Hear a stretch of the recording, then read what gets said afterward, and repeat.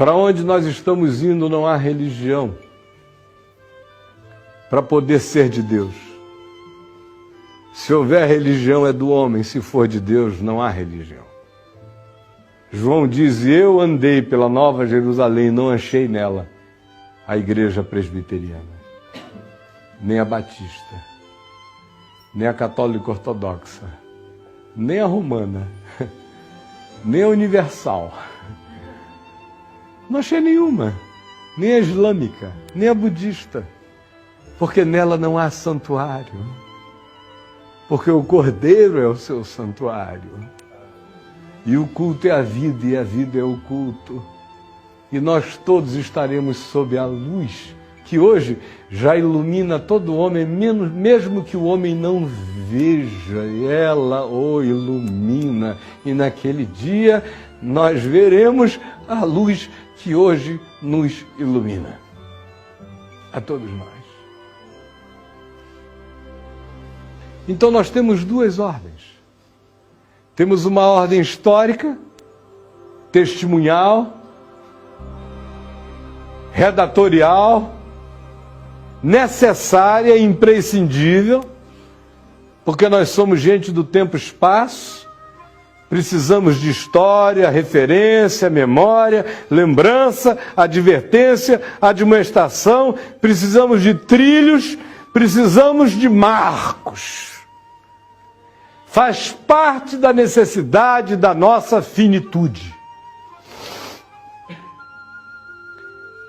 Mas uma vez que a gente alcança essa compreensão, a gente tem que transcendê-la. E a gente tem que deixar o ataviamento infantil a qualquer coisa que Abraão se vincule apenas como história. E mergulharmos na transcendência da ordem de Melquisedeque, da qual Jesus é o único sumo sacerdote sobre todos os homens. Agora olhem o que Paulo diz. Antes dele, Pedro, na casa de Cornélio, faz uma declaração herética que só sobrevive porque foi Pedro que falou, mas a gente não a comenta, a gente não a comenta. Ele diz a Cornélio, porque eu bem sei que Deus não faz acepção de pessoas, antes pelo contrário. Todo homem em qualquer lugar da terra que o tema lhe é aceitável. Todo homem que o teme lhe é aceitável. Paulo, em Romanos, no capítulo 2, depois de falar da suruba dos romanos, que era incurável, ele fala do moralismo dos judeus, que era igualmente incurável. Aí ele chega às ilhas, às nações, aos povos sem deuses, sem nomes, sem orientação, sem lei. E diz que eles servem de lei para si mesmos. Por quê?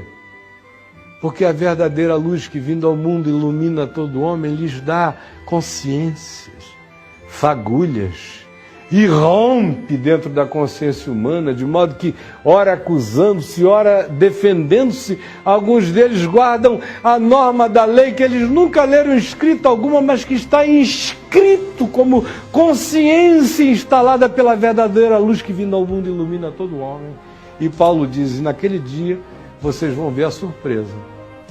Naquele dia profetizado por Jesus, que virão gente do norte, do sul, do leste e do oeste, vocês terão a surpresa quando Deus abrir os segredos do coração dos homens segundo o meu evangelho. Escrevendo a Tito, ele diz que ele é o nosso grande Deus e Salvador, Salvador de todos os homens, especialmente dos fiéis. E João, na sua primeira epístola, inicia o capítulo 2, dizendo, filhinhos meus, não pequeis. Se, porém, alguém pecar, temos advogado junto ao Pai, Jesus Cristo justo. Ele é a propiciação pelos nossos pecados, e não somente pelos nossos próprios, mas ainda pelos do mundo inteiro. O que eu estou querendo? Eu estou pregando aqui o universalismo? Que é isso, minha gente? Eu sou crente. Nem todos serão salvos, mas eu lhes garanto, o cara tem que querer ir para o inferno para ir mesmo. Na religião, todo mundo que não faz parte do Rotary Sagrado já está no inferno. Todo mundo que não está na igreja, que não dá dízimo, já é filho do inferno. No Evangelho, não. O cara tem que querer. Mas tem que querer mesmo. Porque o molestamento da graça é intenso. A porta é estreita. E o caminho é estreito. São poucos os que acertam com ele. E eu sei que eu sou dos piores. Não é pelo que eu faço. É por tudo que eu sei. E eu ainda não encarnei. Então, quando vocês andarem por aí daqui para frente, não separem mais o joio do trigo. Isso é tarefa para anjos. Nem considerem que quem foi batizado na sua igreja se tornou agora membro de um clube celestial, entrou para a área VIP da espiritualidade. Porque o Senhor conhece os seus. Os grandes apóstolos da terra, provavelmente, Paulo nunca tenha conhecido. A gente fica assim com esse nosso culto quase paulino, né? E olha que Paulo não devia estar de demagogia quando ele disse: eu sou o principal. Quando a gente chegar lá, a gente vai ver apóstolos sem nome, para todo lado, santos ignorados. Eu costumo dizer que no século XX, eu não conheci nenhum cristão que tenha carregado 10% da cepa espiritual de Mahatma Gandhi. Se alguém quiser me contraditar, me contradite e apresente o ente contraditório. Quem é? É o presidente Bonerges Ribeiro, da Igreja Presbiteriana do Brasil, na década de 60, que era o ente cristão superior a Mahatma Gandhi. Deus me salve. Quem? Uma vez eu escrevi no site que eu preferia passar, se eu tivesse que ficar numa ilha deserta, ou com o Dalai Lama, ou com o Silas Malafaia e o Macedo, eu ia preferir disparado passar o resto da minha vida com o Dalai Lama. Ia ser uma bênção. Porque o meu espírito tem muito mais comunhão essencial com a natureza dele do que com dessas figuras que são apenas mercadejadores de uma fé que serve apenas para gerar dinheiro e não alma e nem espírito. E eu não lhes digo aqui, eu estou dizendo ali, digo na cara dos fulanos. Então, meus irmãos, quando a gente andar por aí, vamos desarmar o coração. Vamos aprender a encontrar gente boa de Deus aonde a gente encontre gente boa. Todo ser gente boa é de Deus. E todo ser que é de Deus é gente boa. O que não existe é gente ruim de Deus. O que não existe é gente perversa de Deus. O que não existe é gente gananciosa de Deus. O que não existe é gente mentirosa de Deus. O que não existe é gente fofoqueira de Deus. O que não existe é gente intriguenta de Deus. O que não existe é isso que a gente chama ainda de clube da fé e de igreja. E eu vou encontrando a minha igreja onde eu vou encontrando bondade e graça. Apenas aí. Qualquer ser humano cujo olhar reflita a luz do amor é meu irmão. Se ele já souber de Jesus, eu celebro isso em Cristo com ele. Se ele não souber, eu digo a ele que todo esse bem já existe nele, porque a verdadeira luz se plantou dentro dele, mesmo que ele jamais a tenha sabido nomear. Eu digo isso como preparação não só para o resto dessa viagem, mas para o resto da nossa caminhada, para o resto da nossa jornada. Nenhum de nós aqui é anjo que separa joio do trigo.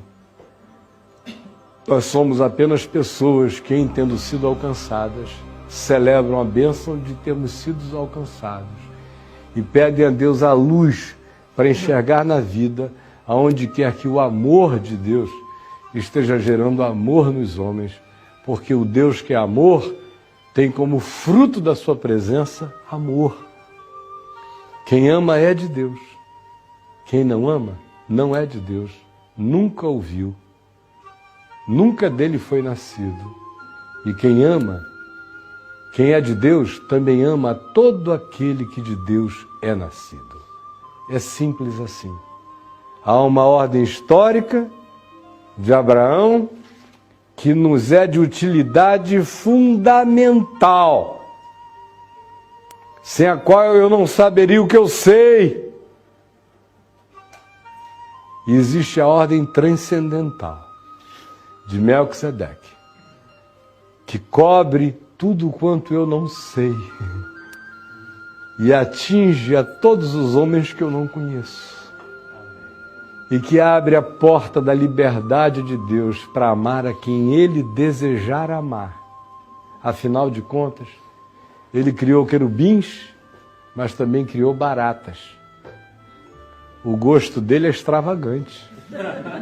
Brigue com ele se você quiser. Mas saiba que ele cria quem quer criar. E ele nunca criou nada com ódio. Se hoje eu estou com muita raiva, eu vou criar o lacral, a barata, ou o Caio. Não. Todas as suas obras são amor e graça. E que o Senhor abra o nosso entendimento e que isso entre no nosso coração para sempre. Isso nos exime de pregar o Evangelho? De modo nenhum. Eu creio nisso desde os 18 anos de idade, quando eu me converti. Isso aqui é um resumozinho, uma pílula da minha tese de ordenação. Com 21 anos de idade, eu cria nisso de todo o coração. E alguém me viu sem ardor para pregar o Evangelho no mundo porque eu creio assim? Ao contrário, eu não prego o Evangelho por causa do céu nem do inferno. Eu prego o Evangelho só porque o amor de Cristo que me constrange me enlouquece para falar desse amor. Quem já se apaixonou sabe como é. Quando eu conheci a Adriana, e eu fui logo invadido assim por uma paixão avassaladora, eu me lembro que eu saí para almoçar com meu filho Ciro, e sentamos à mesa 1h da tarde, 4h da tarde, e ele falou: pai, para, eu sei que você está apaixonado por essa mulher, que eu ainda nem tive a chance de conhecer direito. Eu digo: como é que você sabe? Pelo amor de Deus, papai, da azeitona que o cara serviu, até agora o café que a gente tomou, a conversa inteira, você não fala em outra coisa. Amor faz isso. Quem ama Jesus não precisa do céu nem do inferno para falar de Jesus. Só precisa do amor de Jesus queimando o seu próprio coração. É isso que me move. Não foi isso que Jesus disse a Pedro? Tu me amas? Pedro disse sim. Então pastoreia as minhas ovelhinhas, os meus cordeiros. É o amor de Deus que me bota em motion, em movimento no mundo, para compartilhar com toda criatura aquilo que comigo foi de graça compartilhado.